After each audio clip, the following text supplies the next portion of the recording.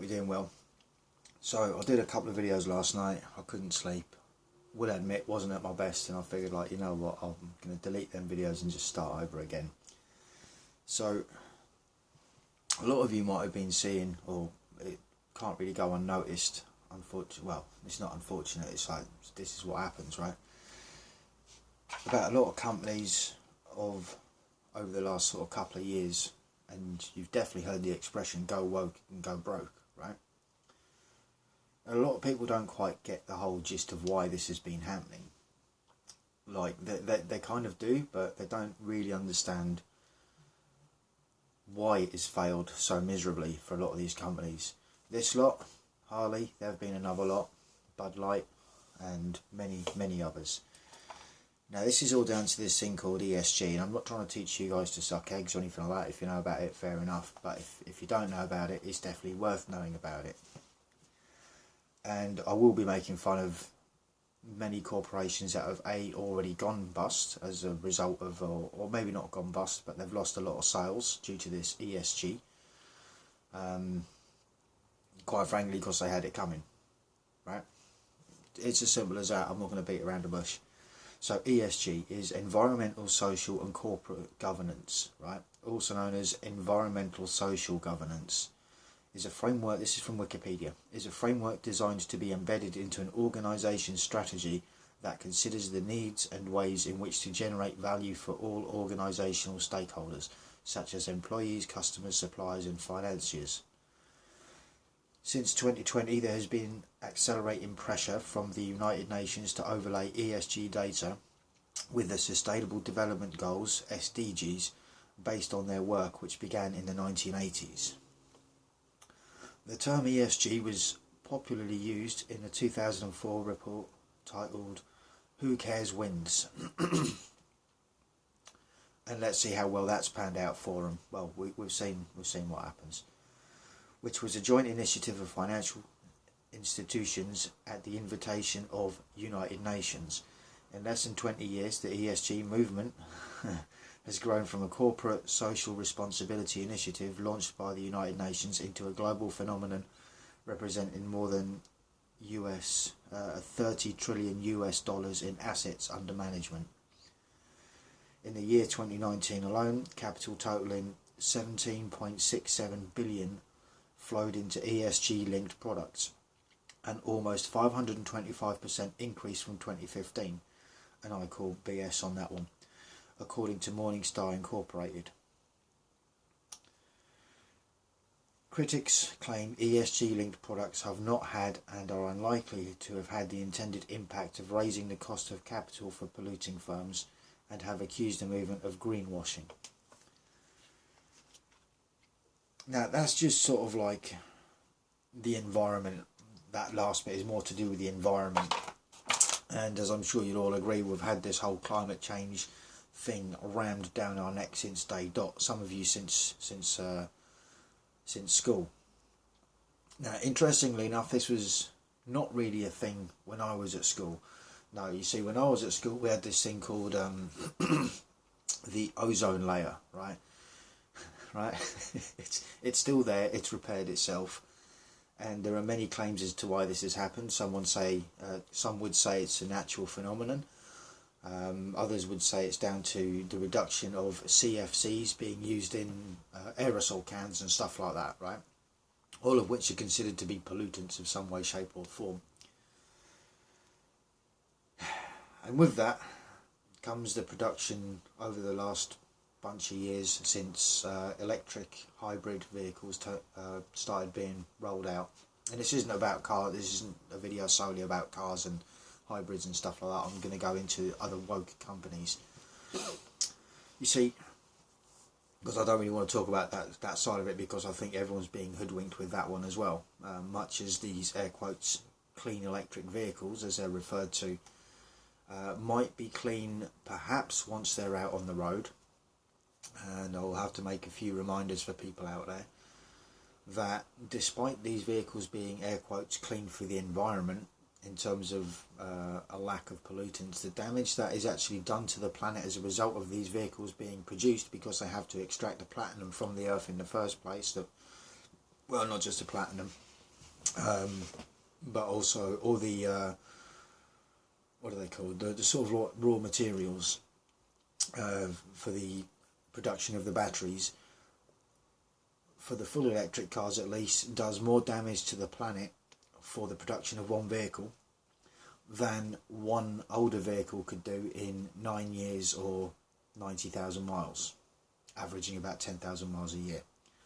So to produce one of these cars to get put up for sale, a standard road car with the internal combustion engine could do 90,000 miles, and it does the same amount of damage over the same period of time. But again, that's more to do with atmospheric damage rather than damage to the planet itself. I'm just saying. And that's before we get involved in all like the lives of the individuals that getting paid peanuts for the sake of slaving themselves out to mine for the minerals to get the batteries, to build the batteries, right? But I don't really want to talk about that because it's depressing, and I don't think they're releasing all the data on everything, to be honest. You know how they only tell you so much, right? But this is more to do with companies going woke and going broke, like the likes of Harley Davidson, Jack Daniels, Bud Light, yeah, and quite a few others. Now that's more to do with I would say the social side of things. Now, I don't know about anyone else, but as far as I see it, it's like if you want to go out there and you want to produce a product for consumers, right, the best thing a company can do is do what they need to do to produce that product, make sure it's obviously okay to, you know, safe to drink if it's a drink and stuff like that. Sure, there's a level of irony with that when alcohol is concerned and the effects that has on humans, and how sometimes humans tend to seem to think that it's okay to fight the world and do stupid shit when drunk, but that's an aside, ironically. But this whole thing of like, when you've got like what they refer to or what is referred to in the manosphere as the HDTV community, right? The rainbow flag flyers and all of that. Now, with that, bearing in mind, I've got nothing against anyone that wants to live a certain lifestyle. It's kind of like down to you. Like, I don't judge. I don't give a shit. If you wanna, if you're same sex or bi or whatever, that's purely down to you. It's none of my fucking business, right? I don't expect it to be rubbed in my face constantly, 24/7, right? It's the same as that saying of what they refer to religion. You know, it's like having a penis, right? It's okay to have a religion. It's okay to be proud of your religion. But it's not okay to go around rubbing your religion in other people's faces that don't necessarily want to know or see about it, because it's not their choice, it's not their lifestyle, it's not what they would choose. But unfortunately, this seems to be more and more of a thing these days.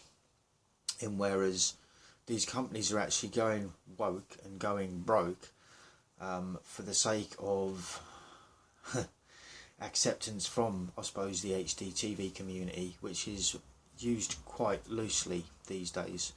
I owe the HDTV acronym. That one come from Better Joker from Better Bachelor. I think I've said about that before, but it's true, right? The whole thing of like, you have a certain lifestyle. It's like, well, no one cares if that you do you. That's fine. But at the same time, as soon as you start expecting, you know, the rest of the population and big organisations to start pandering to your demands, again, this also comes down to a level of, I suppose, toxicity, right? Like, for example, from back in the 80s, the whole Pride Month thing. I don't recall Pride being a thing back in the 80s, and this isn't a dig at Pride, I'm just sort of saying, right?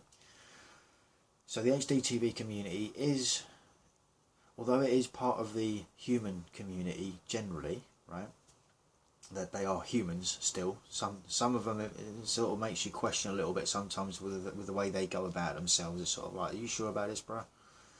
But whatever, that is subjective to individuals and whatnot.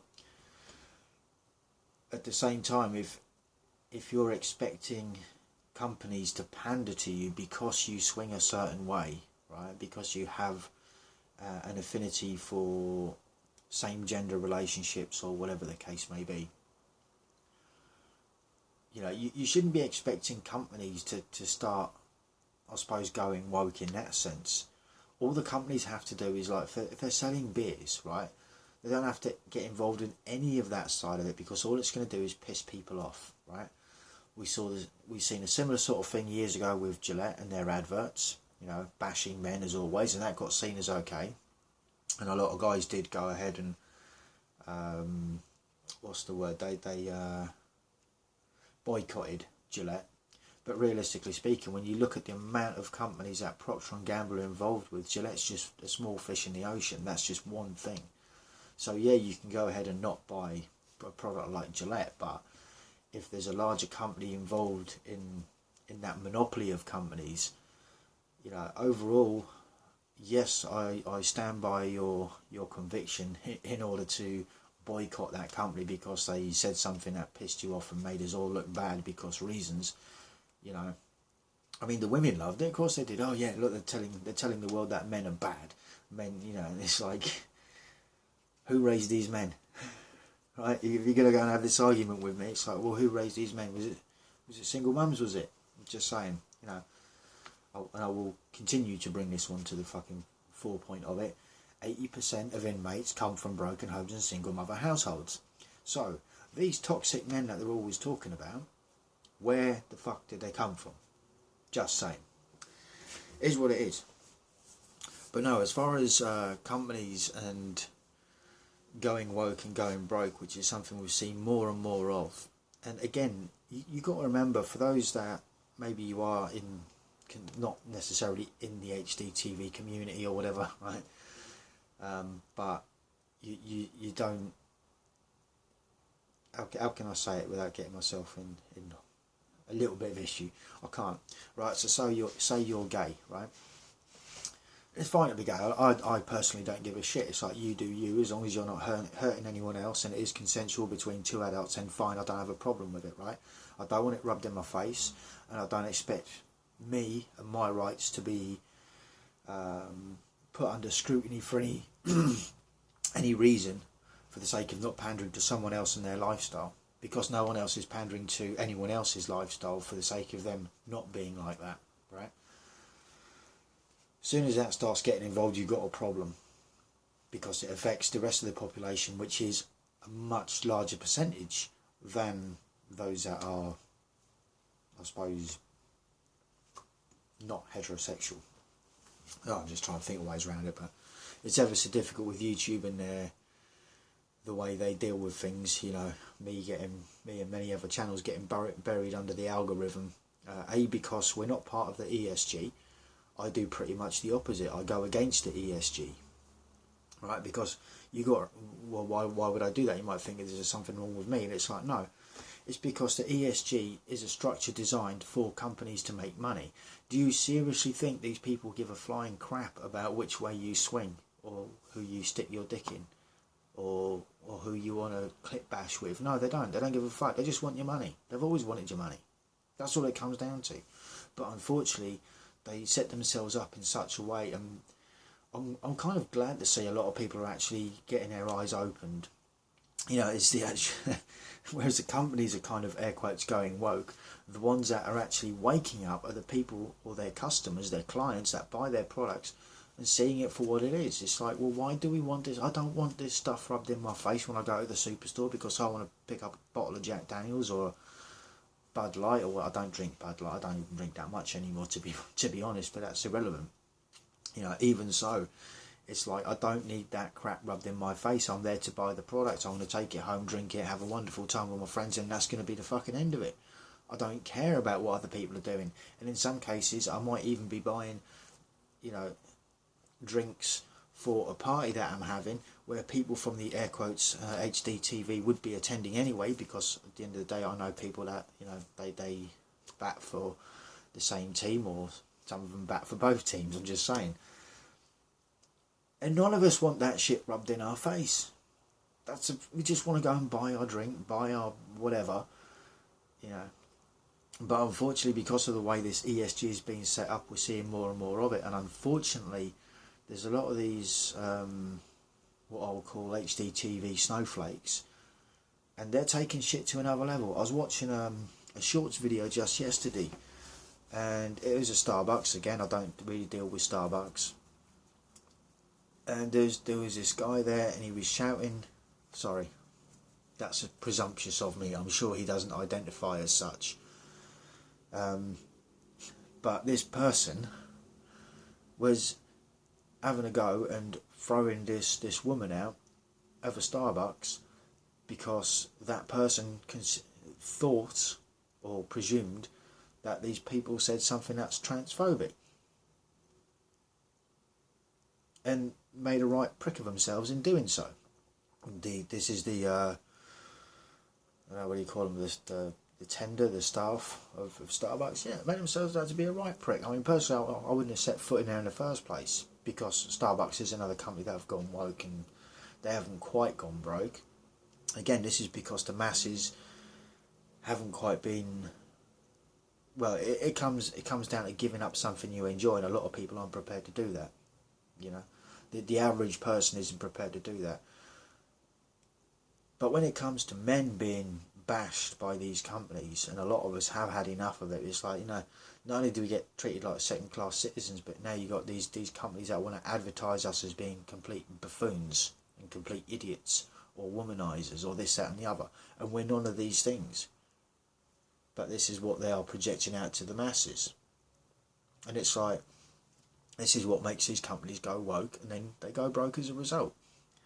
And again, it's not that they have the best interests of anyone at heart other than themselves, because it's all about money. And I don't understand why so many people struggle with this.